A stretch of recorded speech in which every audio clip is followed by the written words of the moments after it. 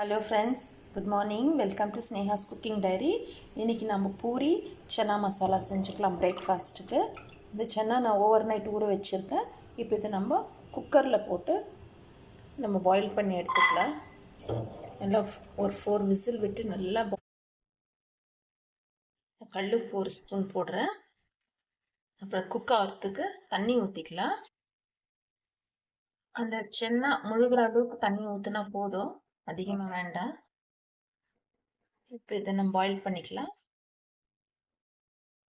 இப்போ நம்ம பூரி செய்யறதுக்கு நல்லா அகலமான ஒரு கண்டெய்னர் எடுத்துன்னு இருக்கிறேன். இந்த அகலமான கண்டெய்னரில் நான் 1 kg கோதுமை மாவு போடுறேன், ஆட்டா போடுறேன். 1 kg ஆட்டா போடுறோன்னா நான் 300 grams மைதா போட்டுக்கிறேன். மைதா ஒரு 300 grams. 1 ஸ்பூன் அளவு சால்ட்டு, 1/2 ஸ்பூன் அளவு சுகர்.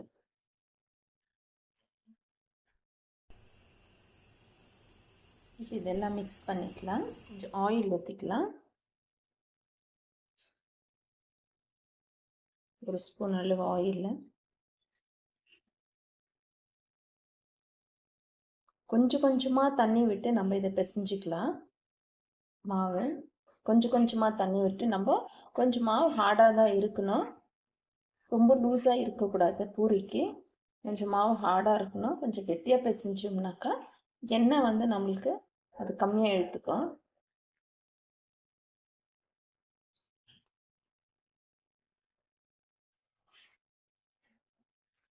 கொஞ்சம் கொஞ்சமாக தண்ணியை விட்டு நம்ம மிக்ஸ் பண்ணிக்கலாம்.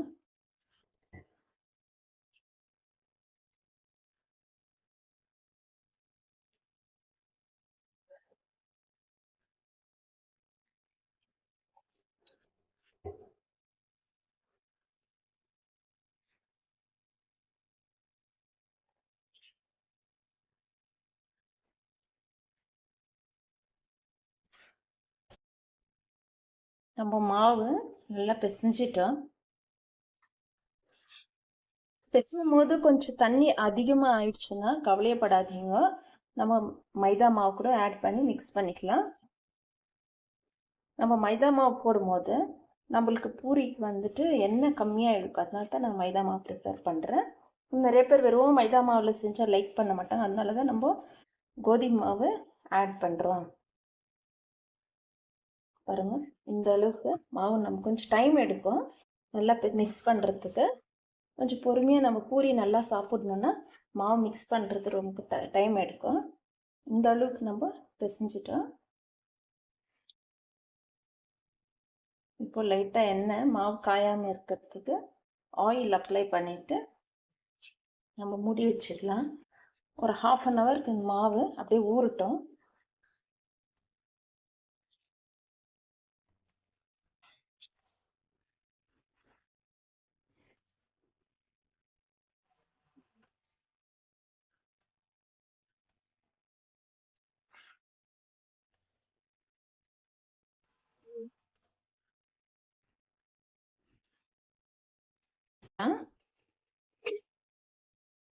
சன்னா மசாலா செய்யறதுக்கு நான் எடுத்து வச்சுக்கிற இன்க்ரீடியன்ஸ் எல்லாம் ஆயிலில் ஃப்ரை பண்ணிக்கலாம். சாம்பார் வெங்காயம் கொஞ்சம் எடுத்து வச்சுருக்கேன், ஒரு பூண்டு, இஞ்சி கட் பண்ணி வச்சுருக்கேன், கொஞ்சம் கருவேப்பிலை. இதெல்லாம் நம்ம ஆயில் விட்டு கொஞ்சம் ஃப்ரை பண்ணிக்கலாம்.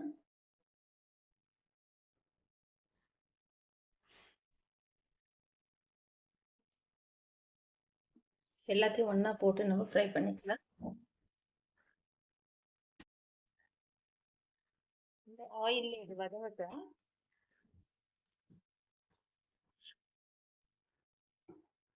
நம்ம சன்னா பாயில் ஆயிடுச்சா பார்க்கலாம். சன்னா ஒரு 4 விசில் விட்டு ஓவர் நைட் வரை சோக் பண்ணதுனால இது நல்லா குக் ஆகிட்டு இருக்கு.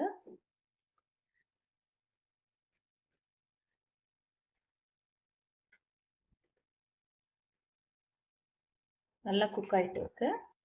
நம்ம சன்னா மசாலா செஞ்சுக்கலாம். இது சீக்கிரமா வதங்கிறதுக்காக நான் கொஞ்சம் உப்பு போடுறேன்.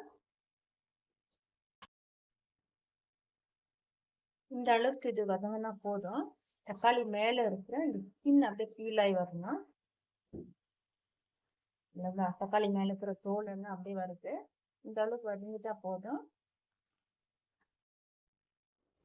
இது ஆறட்டும். ஆறந்து நம்ம மிக்ஸி ஜாரில் போட்டு கிரைண்ட் பண்ணி எடுத்துக்கலாம். நம்ம மசாலா கிரைண்ட் பண்ணிட்டோம். இப்போ அதே ஜாரில் நம்ம குக் பண்ண சென்னா ஆட் பண்ணி கொஞ்சம் மிக்ஸ் பண்ணிக்கலாம். இந்த நம்ம குக் பண்ண இந்த சென்னா வந்து கொஞ்சம் மிக்ஸி ஜாரில் போட்டு கிரைண்ட் பண்ணி எடுத்துக்கலாம். அப்போ நம்மளுக்கு வந்து கிரேவி மாதிரி வரும். இதை நம்ம மிக்சியில் போட்டு கிரைண்ட் பண்ணி எடுத்துன்னு வந்துடலாம். நம்ம சென்னா மிக்சியில் போட்டு கிரைண்ட் பண்ணி எடுத்துன்னு வந்துட்டோம். இப்போ சென்னா மசாலா செய்ய ஸ்டார்ட் பண்ணிக்கலாம். சென்னா மசாலா செய்யறதுக்கு நான் ஆயில் 1 ஸ்பூன் ஊற்றிக்கிறேன். அப்புறம் நான் வந்து மசாலாஸ் எடுத்து வச்சுருக்கேன். 1/2 ஸ்பூன் அளவு மஞ்சள் தூள் எடுத்து வச்சுக்கிறேன். 1 ஸ்பூன் அளவு மிளகாத்தூள், 1 ஸ்பூன் தனியா, 1.5 ஸ்பூன் தனியாத்தூள் எடுத்து வச்சுருக்கிறேன். கரம் மசாலா 1 ஸ்பூன் எடுத்து வச்சுருக்கேன். தாளிக்கிறதுக்கு கொஞ்சம் சீரகம், சோம்பு எடுத்து வச்சுருக்கேன். அது கூடவே நம்ம ஒரே ஒரு ஏலக்காய், ஒரு கிராம்பு, ஒரு பிரிஞ்சி இலை வச்சுருக்கேன். இது போட்டுக்கலாம். ஆயிலில் போட்டுக்கலாம். இப்போ நம்ம எடுத்து வச்சுக்கிற எல்லா மசாலாஸும் போட்டுக்கலாம்.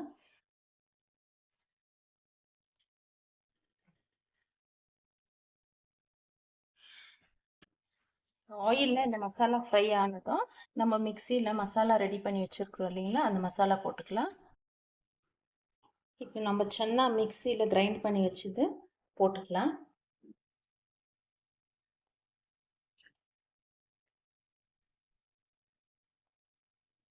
போட்டுன்னு அந்த மிக்சி ஜார்லலாம் தண்ணி ஊற்றி நம்ம அடிச்சு இதில் ஊற்றிக்கலாம்.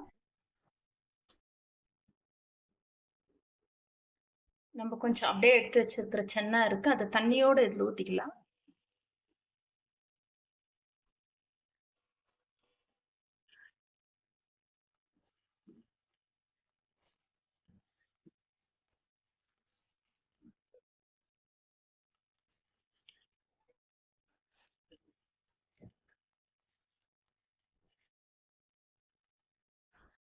ஜாரில் தண்ணி நான் கொஞ்சமாக தான் ஊற்றிருக்கேன்.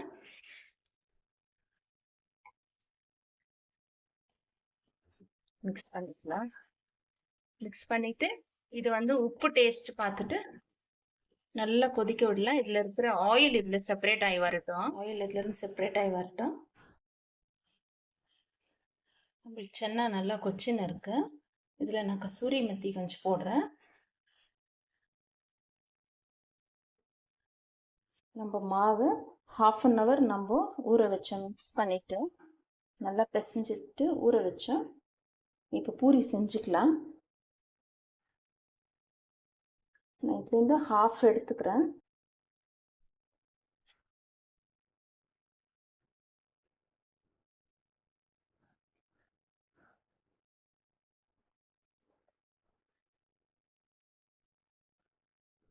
நம்ம இதை சின்ன சின்ன பாலாக பண்ணி கட் பண்ணி எடுத்துக்கலாம்.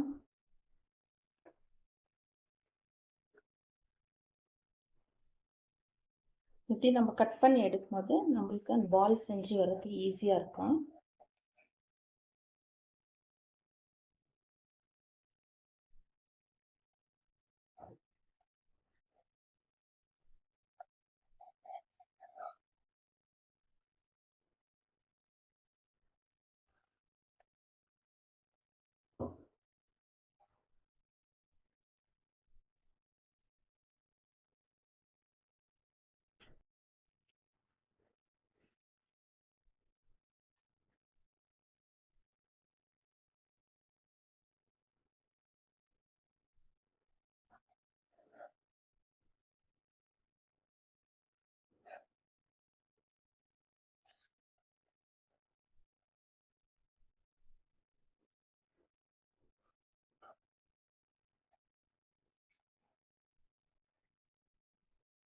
நம்ம எல்லாத்தையும் இப்படி கட் பண்ணி எடுத்துக்கலாம். நம்ம பூரிக்கு மாவு உருட்டி எடுத்துக்கலாம்.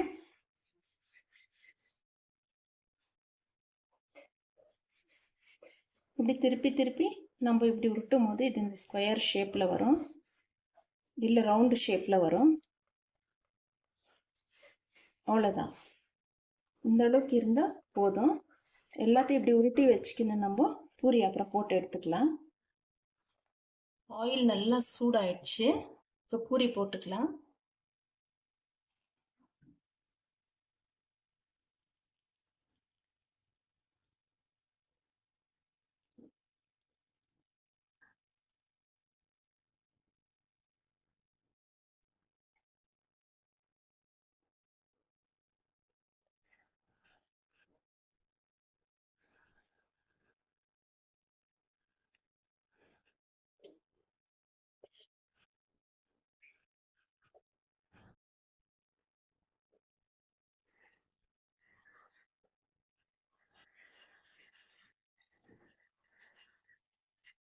இன்னொரு பூரி போட்டுக்கலாம்.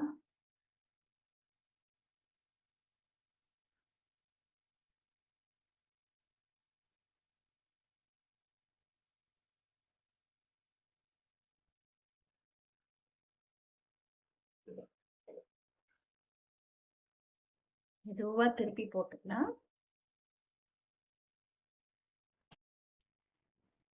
நம்ம சன்னா மசாலா ரெடி ஆயிடுச்சு. சர்வ் பண்ணிக்கலாம். பாருங்க, இதுலேருந்து ஆயில் வந்து செப்பரேட்டாக பிரிஞ்சு வருது. இந்த மாதிரி வரணும். சர்வ் பண்ணிக்கலாம்.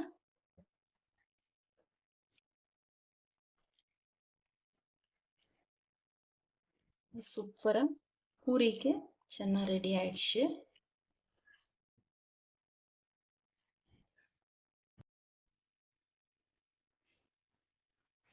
கொரியாண்டர் கொஞ்சம் போட்டு கார்னிஷ் பண்ணி நம்ம சர்வ் பண்ணிக்கலாம்.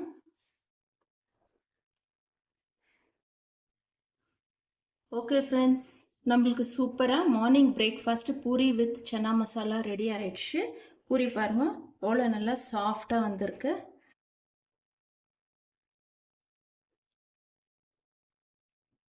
பூரி சன்னா மசாலா நீங்களும் இதே மாதிரி செய்து சாப்பிட்டு என்ஜாய் பண்ணுங்கள் ஃப்ரெண்ட்ஸ். தேங்க்ஸ் ஃபார் வாட்சிங். பாய்.